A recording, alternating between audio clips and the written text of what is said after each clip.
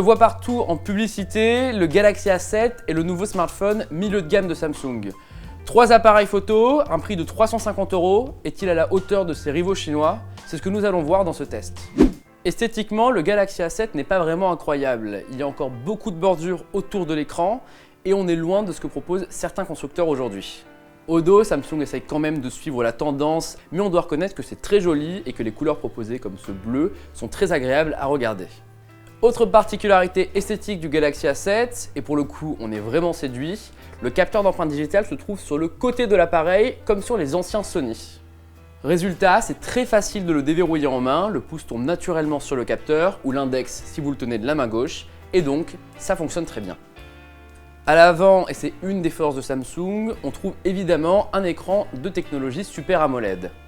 En conséquence, le contraste est quasiment infini, c'est bien mieux que ce que proposent les rivaux chinois au même prix où on trouve généralement du LCD, et la luminosité maximale de l'écran est plutôt correcte avec un score de 505 candela par mètre carré selon le laboratoire de 01net.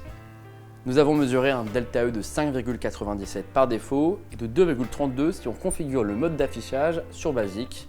En gros, c'est vraiment très bien pour un écran OLED. Le principal défaut du design du Galaxy A7 selon nous, un port micro USB.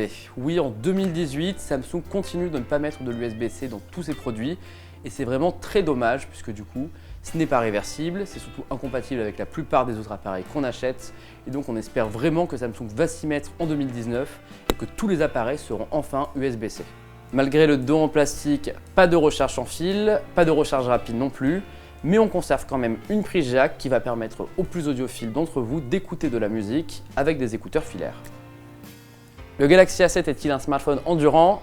Oui, c'est souvent un des points forts des smartphones milieu de gamme de Samsung, leur batterie. Ici, nous avons mesuré une autonomie polyvalente de 13h26, ce qui devrait vous permettre de l'utiliser toute une journée sans avoir besoin de le recharger. À 350 €, les Chinois nous ont habitués à sortir des smartphones extrêmement puissants. Le Galaxy A7 appartient-il à cette catégorie? Avec son processeur Exynos 7885, nous sommes malheureusement un petit peu partagés sur la question. Certes, c'est largement suffisant dans la plupart des usages, mais on a tendance à remarquer quelques latences dès qu'on fait plusieurs choses à la fois, ce qui est dommage pour un smartphone vendu à ce prix-là. Bref, le Galaxy A7 devrait convenir à la majorité des utilisateurs, mais si vous voulez un monstre de puissance, passez votre tour. La particularité de ce Galaxy A7, c'est le premier smartphone de Samsung à embarquer un triple module caméra à l'arrière, comme le P20 Pro.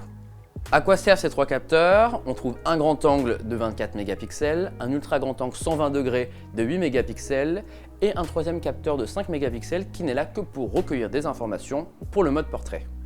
De jour, nous sommes très satisfaits par les photos du Galaxy A7, c'est plutôt réussi, l'autofocus est rapide et les couleurs sont fidèles à la réalité.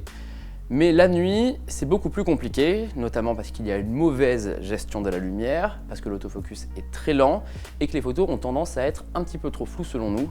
Bref, Samsung aurait vraiment pu faire mieux pour un smartphone qui mise sur la photo.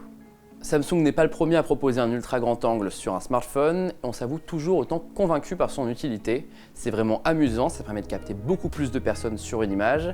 Dommage qu'il ait un petit effet fisheye qui déforme les images, mais rien de bien alarmant pour autant.